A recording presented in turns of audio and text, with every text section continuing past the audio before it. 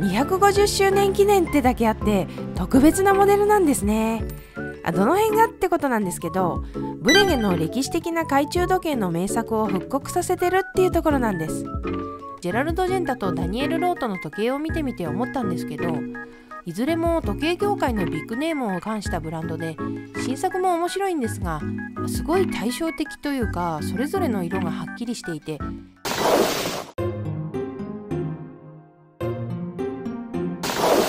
時計界のアカデミー賞とも言われる GPHG ジュネーブウォッチグランプリなんですが、今月の13日にですね、今年の受賞作品の発表がありました。今日の動画ではですね、 GPHG の受賞作のうち私が特に気になったモデルをいくつかピックアップしまして、その魅力などを紹介していきます。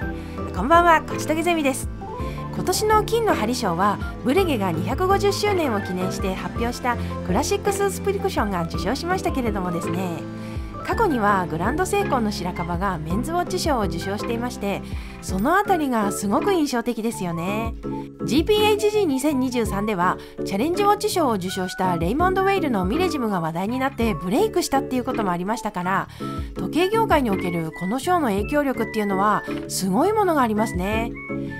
それでですね、今年の GPHG でいろんな受賞作がありますけれども、その中にはですね、過去に私がいいなと思って紹介したモデルもいくつかありましたので、それをまとめて紹介したいと思います。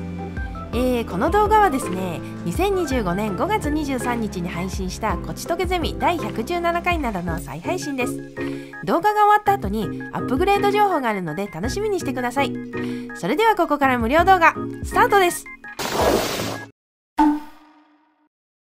ブレゲ、父の字。いやー、ブレゲ今年に関してはもう目が離せないと言いますか、注目していかなきゃいけない。というのも今年はブレゲ創業250年となる節目の年なんですよね。で、そうなると登場するのが記念モデルってわけで、第1弾が出ましたね。それがこのクラシックススクリプション。今回はこのモデルについて語ってみたいと思います。で、このクラシックススクリプション250周年記念ってだけあって特別なモデルなんですね。どの辺がってことなんですけど、ブレゲの歴史的な懐中時計の名作を復刻させてるっていうところなんです。それでこのモデルの元となった時計っていうのが1796年に誕生したスースクリプションウォッチという懐中時計なんですね。スースクリプションって何って皆さん思いません？いや、私も思います。ってことで、この時計の特徴をお話しする前に、そもそもスースクリプションとはっていうところから始めていこうと思います。というわけで、スースクリプション、モデルの名前にもなっていますけど、これがですね、フランス語で予約販売みたいな意味らしいんですね。なんでそんな言葉をモデルの名前にしてしまったのか、すごく不思議なんですけど、どうも当時この懐中時計を販売するときに独自の予約システムを確立していたらしいんですね。それというのが、予約する際に代金の4分の1の頭金を支払っておいて、納品の時に残りを支払うというやり方らしいんです。これが画期的で、ユーザーとしては買いやすくなるし、メーカーとしても事前に収入があるので安定して生産しやすい環境になったそうなんです。しかも時計自体の作りもシンプルにすることで、広く一般の人にも手の届きやすいものにしていたらしいですね。どうやらそういうビジネス的な意味でも革新的なモデルだったと、そういうことらしいです。というわけで、スースクリプションってそんな背景があるんですが、肝心のモデルの方を見ていきますと、さっきも言ったように非常にシンプルな作りになっているんです。いや、シンプルすぎて針が1本しかないんですけどねいや、珍しくないですか？針1本あんまり見ないですよね。とはいえシンプルで特徴的で、これはこれでありなのかもと感じさせる何かが確かにありますね。こんなシンプルなのに妙に惹かれるみたいなことが。もちろんブレゲ数字とかそういうブレゲらしいデザインもその要因の一つであることは間違いないんですが、私が特に注目したいのがダイヤルなんですよね。グラン風エナメル。これがね、めっちゃ綺麗ですよね。すごくみずみずしくて艶やかな感じ。いや、もうすごくいいですね。エナメル好きなのよね。デザイン自体はすごくシンプルなんですけど、このエナメルだから成立している感じがします。はい。それではここからちょっと話題を変えまして、このモデル普通のクラシックラインと違うところが結構あるんですけど、それがブレゲのこだわりみたいなものを感じさせてくれて非常に好きなので、次にそこに触れていきたいと思います。で、まずは針の造形がブレゲ針はブレゲ針なんですけど、普通のモデルと違って先端の部分が長いんですね。これオリジナルのスースクリプションウォッチと同じ形でちゃんと再現されているんです。この再現度の高さはありがたいですよね。しかもこの針かなり良さげ。デザインがシンプルな分余計に目立ちますからね。しっかりと入るようなものになっていてかなり好印象です。はい。それからケースサイドを見てもらいたいんですが、ブレゲといえばコインエッジじゃないですか。ないんですね、コインエッジ。サテン仕上げになっている。なんかコインエッジがないブレゲってちょっと違和感があるような気もしますが、これもよりオリジナルの懐中時計に近い形での復刻ということになっているようですね。はい。そしてこれはちょっと分かりづらいかもしれないんですけど、使われている素材も違っているんです。ブレゲゴールドという新しく開発された18金を使っています。これが18世紀当時のファジーな感じのゴールドの再現を目指して作られたんだとか。色味をオリジナルに近づけるために素材を開発しちゃうってすごくないですか？気合入ってますよね。それからですね、ムーブメントに関しても通常のクラシックラインとは一線を画しています。いや、もうそもそもの見た目が懐中時計っぽい。この感じはトラディション味もあると言いますか。まんまトラディションっていう気がしないでもないですけれども、中央に香箱を置いて左右対称になるような輪列になっているんですけど、この辺りはブレゲの懐中時計らしいですよね。いいですよね。このダイヤルデザインにはこういうムーブメントこそふさわしいと、そう思いますね。しかも振動数は 3Hz のロービートになっていて、これも昔の時計っぽい趣で、さらにパワーリザーブが96時間で超ロング。いいのではないでしょうか。はい。こう見ていくと、今までのブレゲのクラシックラインの延長で作られたっていうよりも、オリジナルの懐中時計に近づけようというリスペクトみたいなものをこの時計全体から感じざるを得ないですね。だから今回の周年記念モデルめちゃくちゃいいと思うんですよ。はい。で、価格なんですけど、最初に触れた通りスースクリプションって多くの人に手に取ってほしいってことで作られているんで、シンプルな機能にしたりしてね。なので非常に手に取りやすい価格になっているんじゃないかということで、価格を見ていきますと735万9000円。予想外です。まあこれだけこだわってればね、それも致し方がないって思う一方で、相当シンプルな機能なんで、もうちょっとなんとかならなかったのかなとも思いますね。はい。ということでクラシックスースクリプション、まあ針が1本しかないっていう多少の癖はあるにせよ、全体的に見て懐中時計時代のブレゲの良さが引き出されていて、結構いいモデルになっているのではないでしょうか。いやー、このブレゲ時代の作品の復刻はめっちゃいい。しかも再現度が高いってな感じで、正直このクラシックスースクリプションが250周年の第1弾って言っているので、今後の展開がすごく楽しみですね。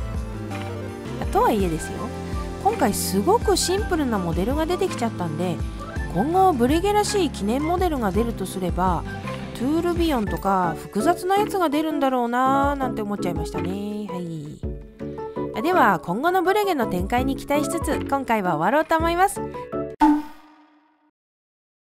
で、やっぱり注目はジェラルド・ジェンタとダニエル・ロートですね。この2つはもともとはブルガリ参加だったんですが、去年 LVMH 参加で本格的に復活しましたね。ジェラルド・ジェンタは皆さんよくご存知だと思いますが、ロイヤルオークとかノーチラスとか数多くの傑作腕時計をデザインした方で、今のラグスポブームを作り上げた人と言っても過言ではないですね。で、ブランドとしてのジェラルド・ジェンタの時計といえば、ディズニーのキャラクターの時計を思い浮かべる方が多いんじゃないかと思うわけですが、去年のブランド復活の際にジェラルド・ジェンタミニッツリピータージャンピングアワーレトログラードミニッツオンリーウォッチ2023エディションというモデルが発表されました。これがミッキーが手で時間を示してくれるレトログラード式の時計で、ブランドとしてのジェンタといったらこれって感じですね。そして今年はこれ、えぐいのが来ましたね。ジェンティッシマウルサンファイヤーオパール。ウルサンはフランス語でウニらしいんですが、ウニを模したオレンジのボツボツが強烈なインパクトですね。さすが伝説的なデザイナーの名前を冠しているだけあって、なかなかすごいデザインのモデル出してきたなと思っちゃいました。それからダニエル・ロートの方なんですけど、ダニエル・ロートは照明参加だった当時のブレゲを復興させた立役者として知られていますね。で、今年ダニエル・ロートからは実にシンプルな2新モデルが出ました。これダイヤルもケースもっていうかデザインがザ・ダニエル・ロートって感じで、まずダイヤル、ダニエル・ロートってこういうイメージですよね。ブレゲの復興に尽力された方なので、業者のダイヤルとかローマンインデックスとかどことなくブレゲの香りが漂っています。これが上品で好きですね。それからこのケースのフォルム、楕円って言えばいいんですかね。珍しいですよね。ダニエル・ロートといえばこのケースで、このケースの形だとどんなムーブメントが入ってるのか気になるじゃないですか。見たらですね、ちゃんとケースの形に合った手巻きのムーブメントが入っていまして、これはポイント高いですね。それでジェラルド・ジェンタとダニエル・ロートの時計を見てみて思ったんですけど、いずれも時計業界のビッグネームを冠したブランドで、新作も面白いんですが、すごい対照的というか、それぞれの色がはっきりしていて、ジェラルド・ジェンタの方はデザイン推しなのかなと。もともとジェラルド・ジェンタが時計のデザイナーっていうのもあって、デザインの推しが強いですよね。一方でダニエル・ロートの方は、もちろんデザインもダニエル・ロートらしさっていうのがすごい出ているんですけど、時計自体はすごく正統派ですよね。だからこの2つのブランドの色がそれぞれあって上手に住み分けてるんだなと感じましたね。はい、いやー、もうこういうのでいいよね。この一言に尽きると思いますね、本当に。で、簡単にどういうモデルかっていうのに触れていきますと、まずこの名前 GFJ、 これが何かというとですね、ゼニス創業者のジョルジュ・ファーブル・ジャコに由来しているんですね。おや、創業者の名前を付けるなんてただごとではないぞと、そう思うわけですけど、じゃあなぜそんなことになっているのか。それはですね、このモデルにゼニスにとっての伝説的なムーブメントキャリバー135が使われているからなんですね。それがこのモデルの最大の魅力になっています。で、このムーブメント、何がすごいかってことなんですけど、クォーツの時計が登場する前の時代に遡るんですが、当時って天文台の精度のコンクールがあって、各メーカーが技術力を示すっていう意味ですごく重要だったんですね。で、このキャリバー135が、正確に言うとキャリバー 135O なんですけど、230以上のクロノメトリー賞を受賞したんです。故に伝説的なムーブメントなんですけど、それが現代に復活したと。もうこれあちちですやんってことなんです。で、新作見ていきますと、このムーブメントが本当にいいんですよね。この大きい添付がね、最高じゃないですか。大型添付は正義だなと思っちゃいましたね。精度を出すためにこういう添付が収まるように設計されているんですけど、いいですよね。他のメーカーもこういうのやってほしいなってガチで思いましたね。で、思い浮かぶのがオメガの 30mm キャリバー。実際は難しいと思いますけどね。というのも、このキャリバー135の復活もめちゃくちゃコストがかかったらしいですから、だからこの復活はめちゃくちゃありがたい話なんですよ。ただちょっとダイヤルのデザインが派手かなと、もっとヴィンテージ感のあるデザインにはならなかったのかなと思ったんですが、なんとホディンキーによると、ゼニスはより伝統的な衣装を備えたバージョンのリリースを予定しているらしいですよ。リアルガチで欲しくなるやつですね。これは確実に。とりあえずその伝統的な衣装バージョンに期待しながら待とうと思います。はい、お疲れ様でした。今日の無料動画はここまでです。アップグレード情報ですけども、 GPHG がですね、時計のショーとしては大変権威があるんですが、一方でいろいろと課題もあるんですよね。それがですね、まず1番が参加しているブランドなんですよね。パテックフィリップとかロレックスは参加していませんし、リシモングループ、スウォッチグループも一部のブランドのみという感じでですね、メジャーブランドが出てないんですよ。というのも、メジャーブランドにとってこの賞って参加するメリットがあんまりないわけですよ。そりゃそうですよ。仮に賞を受賞したとしても、すでに広く認知されているわけですから、知名度があるブランドほど消極的になるのは当たり前ですよね。逆に受賞を逃した時のデメリットの方が大きいと思います。それからですね、一口に高級時計といっても数十万円の時計から数千万円の時計までエントリーされているわけですよ。こんだけ価格差があるモデル同士で最高賞を争うのはどうなんだろうって思いませんか？もちろん低価格帯の部門賞も用意されていますが、結局金の針賞は価格の高いモデルになるわけですよね。そんな背景もあって、受賞ブランドの偏りもあって、果たして時計界のアカデミー賞と言えるのかとも思いますよね。やっぱり時計ファンとしてはいろんなブランドが勢ぞろいしたバチバチの賞レース見たいじゃないですか。そんな形になってほしいと思います。とはいえ、受賞したモデルは間違いなくどれも素敵なものなので、毎年楽しみにしていますけどね。さて、今日見てもらった動画の前長版は有料会員のみの配信になっているんですけども、どんな話をしているのかというと、 LVMH グループの新作のことですとか、ウォッチーズ&ワンダースで発表された新作で気になったモデルのことなどを紹介しています。続きが見たい人は公式のこちとけアーカイブ、 YouTube のメンバーシップ、どれでもいいので参加してご覧になってください。それではまた次回の動画でお会いしましょう。じゃあまた、バイバイ。